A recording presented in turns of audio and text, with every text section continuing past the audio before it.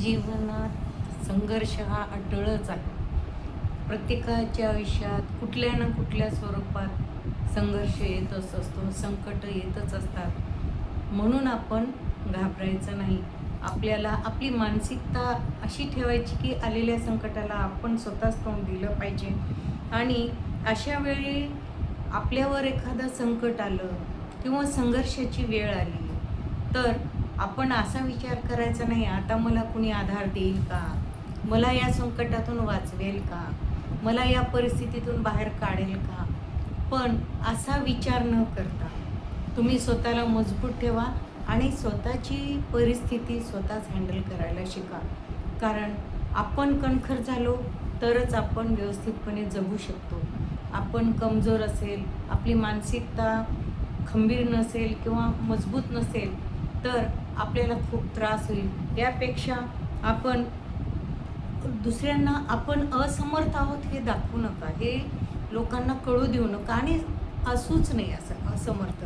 कारण आपली परिस्थिती आपणच हँडल केलेली सगळ्यात चांगली असते. तर आणि आपण आपल्या स्वतःवर खंबीरपणे आत्मविश्वास ठेवा. स्वतःवर विश्वास ज्यांचा असेल ना, तीच माणसं पुढं जाऊ शकतात. तुमचा स्वतःवरच विश्वास नसेल तर तुम्ही करणार काय? कुठलीही गोष्ट करायला मग माणूस असमर्थ होतो.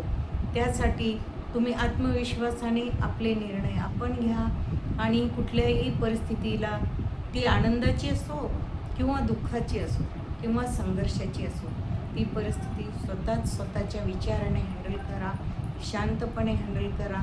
आणि जेव्हा कुणी समोरचा तुम्हाला फारच कमजोर समजत असेल, तेव्हा मात्र तुम्ही सामर्थ्य दाखवून द्या. प्रत्येकात देवाने शक्ती दिलेलीच आहे की आपलं संकट आपणच हँडल करायचं, आपली परिस्थिती आपणच हाताळायची. एवढं तर प्रत्येकात हिंमत असते.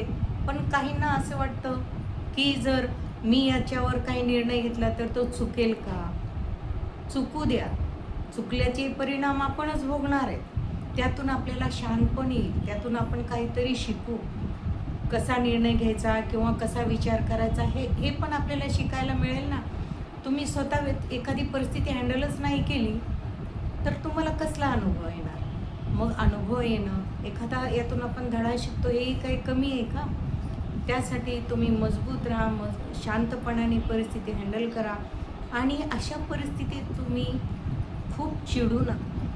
फार चिडचिडेपणा येऊ न देता शांतपणे समोरच्यांना बोलत चला, सांगत चला. चिडून जर तुम्ही बोलला तर आणखीनच ती परिस्थिती चिघळेल. संघर्षाला आपण व्यवस्थित तोंड देऊ शकणार नाही.